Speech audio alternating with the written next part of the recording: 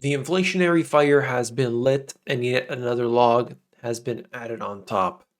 If you look at what is going on right now today, it is very clear that there is one region of the world that is going to be hit very hard by what's happening between Russia and the Ukraine. And as suggested by the title, it's Europe. But even if you're not in Europe, you better be paying attention because this can happen anywhere.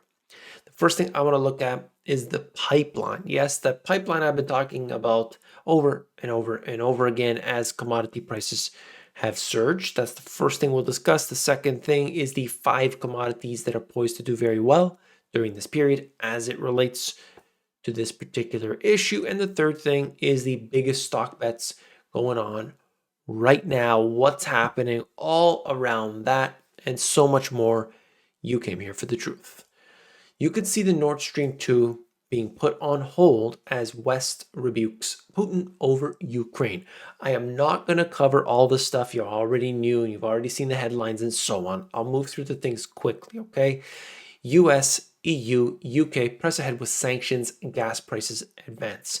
This is important because the prices have already escalated to these never before seen highs. People are paying so much for their energy right now, particularly in Europe, that it has become entirely unaffordable. We're talking about something just to heat your home, and you can't even do that because the price is so unbelievably high. There is a chart in here just to give people an idea because I know that for some people, they don't know where these areas are. So I'm literally going to point it out on the map. Helps to give you a little bit of perspective, okay? So there's a lot of controversy around this, and it depends how far you look back in history and so on. This is, the political stuff, not my, not something I'm going to get into on this channel. So you can see right here, like that's the border of Russia. This is Ukraine, and this is the area that they are talking about, okay? Basically right in here, and then you can see the shaded areas, which they say are the areas controlled by Russian-backed separatists. So while they had those troops all along the border, the thought is, will they simply enter this area and stop, or are they going to go all the way? Some people even consider the potential of taking it all the way to the capital. I don't know. Who knows what's going to happen? Anyway, the point here is just to give you an idea of where this is geographically. At the same time, look, you've got the Nord Stream 2 pipeline that is basically going west.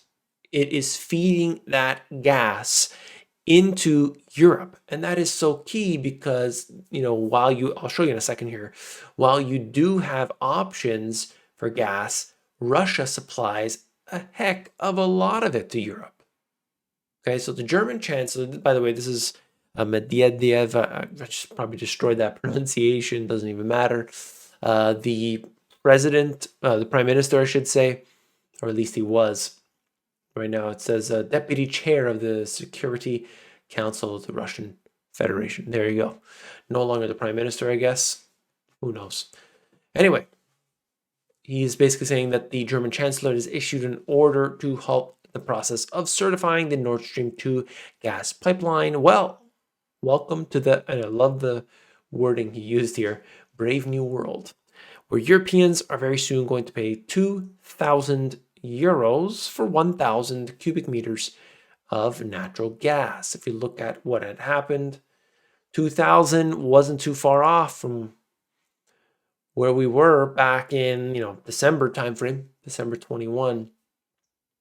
And I have been talking about this, that, when it did spike up, it was very brief. It started to come back down. That was very positive to see. And the trend was kind of heading downward, but now suggesting it is going back up again. And why is this important? Of course, because the prices that you pay are going to be directly related to what's happening here.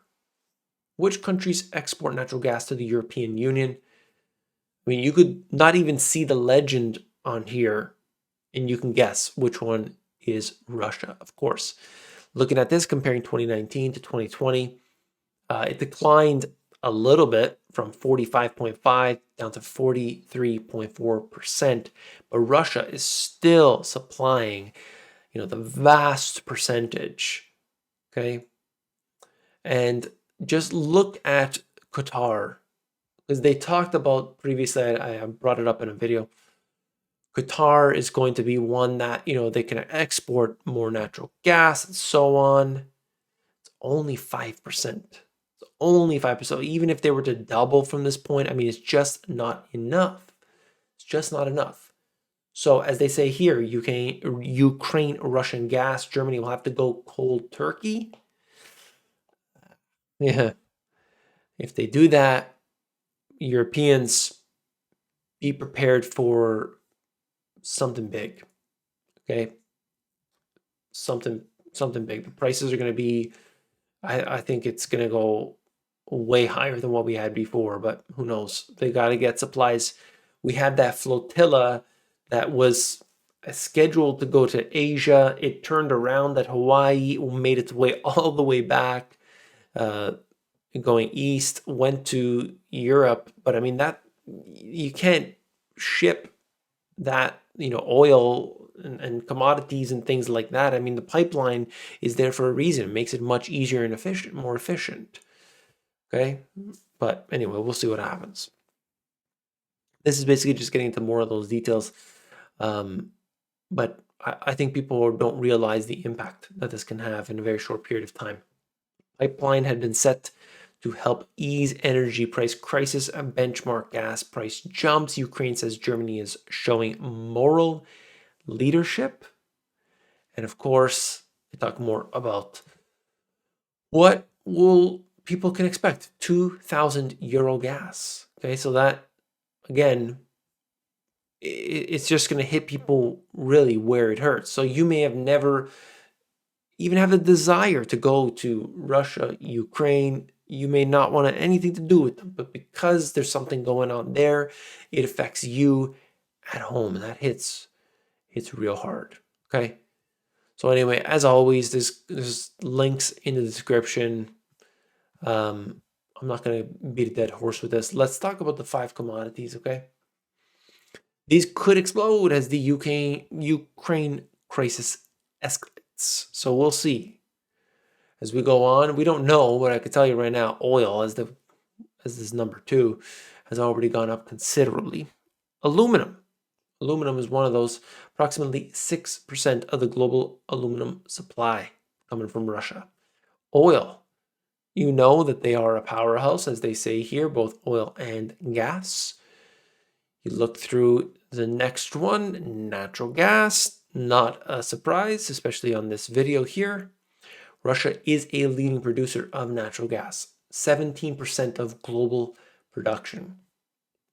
Copper, another one there. It's 3.5% of the world's total. But of course, you see who their partners are. And you start to realize, they've got to, the world has to always diversify. Let's just put it that way. Okay. And then cobalt is the last one on here. Okay. So these are the 5 commodities poised to do well, or you could look at it as simply being disrupted and their prices are going up. But if you look at it on a technical sense, just taking oil, for instance, here, I mean, it's just overbought on every single level. You just see the technicals just screaming that at any bit of easing, the prices could drop down. Actually, the last time I checked oil, it was, actually, I have it right here. As of this recording, it's under 92. So despite the fact that tensions are extremely high, you look at the price of oil being at 92 when you think, hey, shouldn't it just continuously go up? It doesn't work like that. This is the Bloomberg Industrial Metals Sub-Index, and since March 2020, it did not have a significant drop. I mean, there's one in there if you want to look at it like that, but the metals have just, you've seen the stock market just going up and down. That's clearly not been the case here for the industrial metals. What's going on with the markets, everybody? Got to see that. S&P 500 falls into correction territory. Yes. 10% down. The vast majority of retail investors said that this would not happen. But of course, the broad stock market's down 10%. Here we are. It's not a reason to change your strategy at all. I'm simply pointing that out. It doesn't happen too often, by the way. 10% down is a hard thing to do with all that money printing. The difference here is that the market has already started to price in less easy money. I said less easy on purpose. Bearish bets against the market are surging. Investors are loading up their bets against a number of big tech stocks, positioning for a reversal. But the question is, if everybody is betting against the market, then is it the time to buy? Some are doing so. So you could just see here, it's measured in many different ways, but you could see the amount of puts that are being placed here, put options, basically betting on the market to fall further.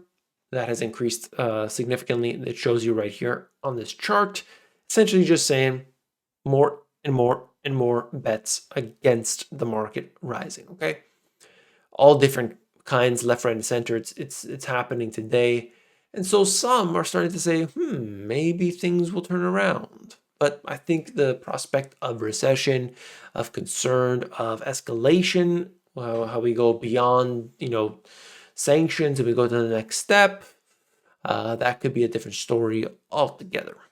You look at it in general, though, U.S. growth set to slow. This is just the NFIB small business indicator way, way down. And then you also look at the ISM manufacturing that has turned over. It's still, above what would be contraction. 50 would be a contraction, so we're still above that. But the trend at this point is down. All right. I hope you found this informative. This information here, as with all my other videos, takes a long time, believe it or not, to put together. So you can just support the channel by hitting that thumbs up. Take care and see you in the next one.